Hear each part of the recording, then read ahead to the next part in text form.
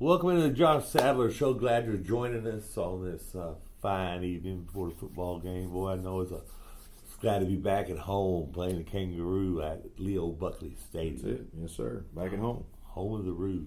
Home of the Roos. The original home of the Roos. The original home of the Roos. I don't care what anybody says. It's the home of the Roos, baby. I tell you what, I got to watch you on TV last week. You look good on TV on the side. I'm glad. Did it add 10 pounds? No, not at all. I'll be darned. No, you look good. Yeah. You look good. Well, thanks. But I tell you what a ball game. I was watching that puppy, and I was on the edge of my seat the whole time. Yeah. And thought you had it there at the end. Well, I mean, my hat's off to our defense. We gave up 28 first half points, right out of the gate. But then we came down, locked them down the second half, kept it there manageable, so we had a chance to come back in that thing. And we had opportunities, late in the game to make some runs. We had 2 or 3 drives where we were moving the football and had things right where we wanted. And it just comes back down to the same thing we talked about last week. It's about execution.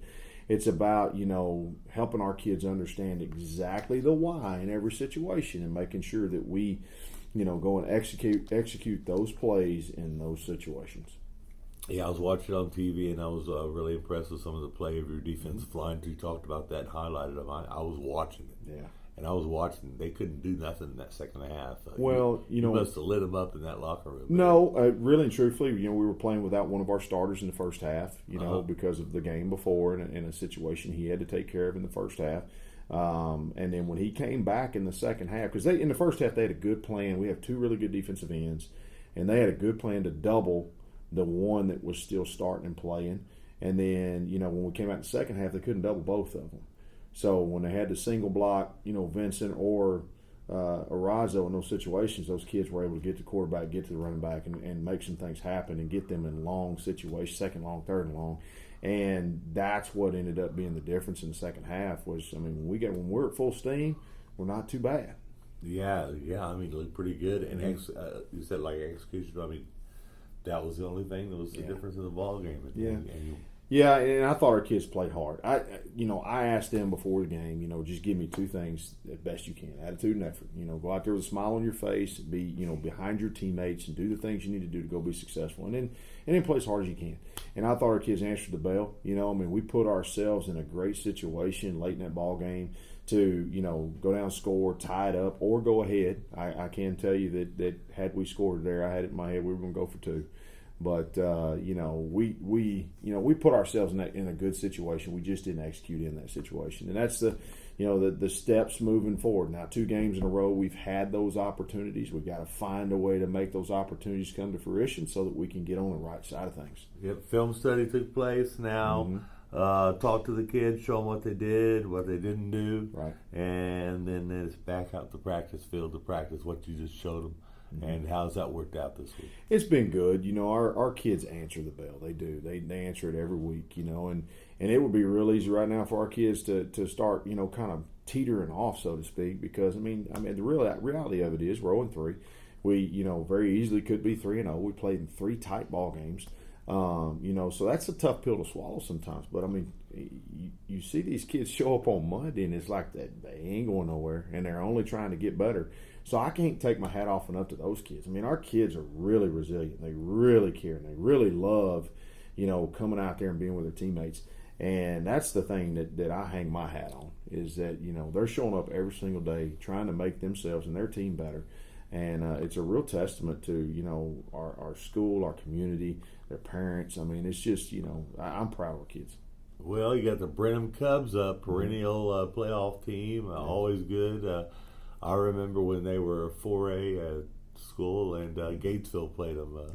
That was the last time I broadcasted one of the games. They may have played up here before with 5A, I don't know. But that town's grown quite a bit, and they've got a good little football team. They got a real good football team. They're ranked up there high in the 5A rankings. They got some really talented football players. They got one of the better receivers in the state of Texas.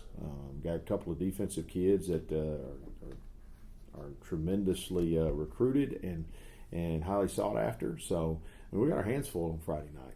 There's no 2 shakes about that. And Coach Youngs does a great job up there with his guys and having them very prepared. They're very aggressive. They're going to come out early with an onside kick, with a special play offensively. They're going to come out and be very aggressive early. They did it to us last year. We see it on film a lot. So that's one of the things we've been working on all week long is they're going to come out and do something crazy. They're very aggressive early. They try to get 14 or 21 points up on you so they can, just sit in their base and play and do what they do.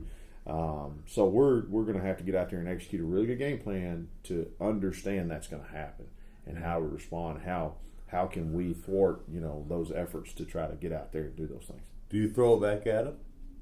We do. And there's ways that we're game planning I can't tell you about, Dan. Well, I know, but I guess I should ask the question. Yeah, but we're going to be prepped up and ready to go for that, and then we're going to have our side of it too. So you practice that out here. You just throw a wild play out there, 100%. In the middle of a off tackle run, short pass, and then a wild trick play, whatever. 100%. And whenever we go through our special teams checks and things like that, we work on every onside kick known to man.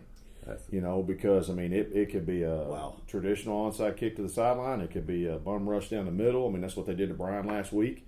Is a little squib kick down the middle, and all the coverage went and blocked everybody, and the kicker just trailed the ball and covered it up. Wow. And it's very well schemed, and they do it at the right times. But they're very aggressive, and so we got to be prepared for all that crazy stuff, and make sure that our kids know what's coming, so that we can be successful against it. They staying healthy? For the most part, we still got some bangs and we still got some kids out. We're still trying to get everybody back. But coming through that game Friday night, we came through it fairly healthy. Nothing big traumatic, in the game, or I guess last Thursday night. But again, we've still got a couple of kids out, but we're still trying to get everybody back rolling again. We got a whole week in between games, so that gives you a little bit more time. So it helps with some of those things. If you got a kid, like we had a running back out with concussion protocol last week, right? So it allows him that time to really get himself back up, back together. And I never want to rush a concussion because head injuries are just such a big deal right now, and bringing kids back too quick, that's just not a good thing. And at the end of the day, us coaches want them out there playing as quickly as we can, but the kids' health and their future is the most important piece of it. So with the situation with my running back, we held him, and we're not going to try to push him. If he's ready to go, he's ready to go, and if he's not, he's not. So, well, of course, we're getting ready to head on to the field here at Leo Buckley, back at home. Yep. That's always a great feeling. Got your fans here in the stands. Absolutely. And want to tell everybody next Tuesday night, you're going to be out with us at Raising Cane's. Yes, sir. 195, and it's going to be a fundraiser for the football team. Yes, sir. And so I'm looking forward to that. Did you get told by Miss Trina? I did. Did you? Yeah. So I just get told where to go. Yeah. And when to be there Me and things too. like that. Me too. But that's a great thing. That's what my wife does. My wife puts it on my calendar. This is where you have to be. Like this weekend is Maverick's birthday party. Oh, yeah. And I had to ask her where we were doing it at, because you get so consumed up here with everything that we do, because we work 7 days a week up here. Yeah, they have destination birthdays now, don't they? I don't know about that. There ain't no way we're affording anything like that. I just know we're having cake. Yeah. But and I know I got to be there. So, yeah. But it's just we get so wrapped in all this stuff right here. You have to have people helping you along the way, kind of steering you where you need to go. And Miss Trina does that too. Yeah. From that perspective, when it comes to fundraising and all that kind of stuff like that for our program, she's always on top of it and getting me where I'm supposed to go. And she stays after my tail about all that good stuff. So I'm pleased and happy to have her in our corner. And so, we're going to get after it again Tuesday with you out there at Raising Cane's, and hopefully we can get a good following right there, so we can get a little bit of oomph back in here. Yeah, you and me always bring in big numbers when we get out there, so you don't have to worry about that. Well, we can talk about just about anything, can't we? For about an hour. Yeah, absolutely. For about an hour. Yeah. Well, we want you to talk about a win in that post-game show. I'm going to come out there and I want you to have that big smile on your face after beating those Brenham Cubs, baby. That is the plan. They got a good football team, but so do we. And I think that's what everybody loses sight of, right now. Yeah, the record doesn't, to me, reflect the football team we're putting on the field. Like I told you before, I'm very proud of our kids. I'm very proud of our football team.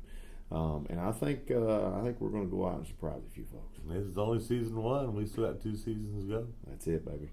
All right, good luck, Josh. Thank you, sir. I appreciate you, Dan. And as always, go Roos. This has been an I-14 Sports Network production. bringing the heat from the heart of Central Texas.